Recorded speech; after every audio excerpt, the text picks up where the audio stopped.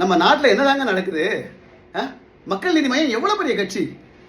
அந்த கட்சியை உருவாக்கின அந்த தலைவர் மக்களுக்காக எவ்வளவு பாடுபட்டிருக்காரு, எவ்வளவு ரத்தம் சிந்திருக்காரு, எப்படிலாம் கட்சி வளர்த்துட்டு இருக்காரு. அப்படிப்பட்ட கட்சியில் இருக்கக்கூடிய பெண் நிர்வாகி ஒரு ஆட்டோக்காரன் ரொம்ப தரக்குறவா பேசியிருக்கான். இது எவ்வளவு பெரிய தப்பு சொல்லுங்க. அவங்க கட்சிக்காரங்கன்னு தெரிஞ்சு அவங்ககிட்ட போய் 20 ரூபா எக்ஸ்ட்ரா கேட்டிருக்கான். இந்த ஆட்டோக்காரங்களே இப்படி தாங்க. எங்கேயே இறக்கி விட்டுட்டு 5 எக்ஸ்ட்ரா கொடு, 10 எக்ஸ்ட்ரா கொடு, 20 ரூபா எக்ஸ்ட்ரா கொடுன்னு மக்களை ஏமாத்துவாங்க. அவன் அவங்களுக்கு சாதாரணமாக நினைச்சிட்டான். அவங்க கட்சிக்காரங்க இல்லையா, அவனுக்கு தெரியல. அதனால தான் அவங்க என்ன பண்ணிருக்காங்க, நடு ரோட்டில் 100 பேருக்கு முன்னாடி ஆட்டோக்காரன் செருப்பை கல்வி அடிச்சிருக்காங்க. அவங்க பண்ணல தப்பே கிடையாது. ஏன்னா அவங்க கட்சிக்காரங்க. இவன் ஆட்டோக்காரன் சாதாரண படிக்காதவன். இவன் அடிச்சா என்ன சொல்லுங்க. அதனால் நீங்கள் என்ன பண்ணுறீங்க, அந்த ஆட்டோக்காரனுக்கு சாதாரணமாக தண்டனை கொடுக்குறாது. 5 ஆயுள் தண்டனை, 3 மரண தண்டனை கொடுக்கணும். பாதிக்கப்பட்ட அந்த பொண்ணுக்கு 1 கோடி ரூபா நிவாரணம் அரசு அறிவிக்கணும். அப்போ தான் அந்த நாட்டில் வந்து அநியாயமாக தலை தூக்காமல் இருக்கும். சரிங்களா? ஆட்டோக்காரெலாம் ஒரு சாதாரண ஆளுங்க.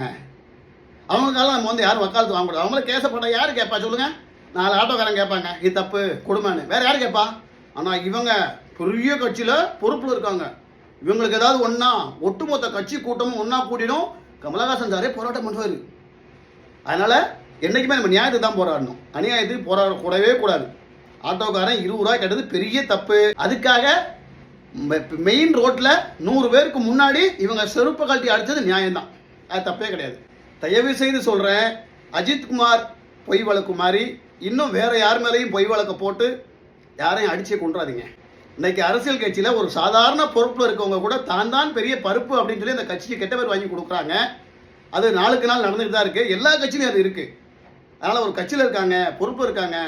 கமலஹாசன் வந்து ஆளுங்கட்சியில் கூட்டத்தில் இருக்காரு, அவங்க கட்சிக்காரன் பாதிக்கப்படக்கூடாது அப்படின்றதுக்காக ஒரு நிரபராதிய தண்டனை வாங்கி கொடுத்துறாதீங்க. ஆட்டோக்காரன் ஒரு சாதாரணமானவன் தான். அவன் 5க்கும் 10க்கும் கஷ்டப்படுறவன் தான். 20 ரூபா எக்ஸ்ட்ரா கேட்பான். அவன் சொத்தை எழுதி கேட்கல. ஆனால் நியாயமான முறையில் என்ன நடந்துச்சு அப்படின்றத கேட்டுட்டு நீங்கள் அதுக்கான தண்டனை கொடுங்க. தப்பே கிடையாது. அதுக்கான ஆட்டோக்காரனுக்காக பேசலை. ஆனால் ஒரு நிரபராதி எந்த இடத்துலையும் பாதிக்கப்படக்கூடாது. ஏழைக்கு ஒரு சட்டம், பணக்காரனுக்கு ஒரு சட்டம்னு இருக்கக்கூடாது. குற்றவாளியை வெளியே விடக்கூடாது. ஆனால் தயவு செய்து அஜித்குமார் கொலையை போல மீண்டும் ஒரு பொய் வழக்கை யார் மேலேயாவது போட்டு அவனையும் அடிச்சே கொன்றாதீங்க. அஜித்குமார் 500 ரூபா அந்த லக்கேஜ் தூக்குறதுக்கு ஒரு 500 ரூபா கேட்டு பொய் வழக்கு போட்டு அடிச்சு கொண்டீங்க.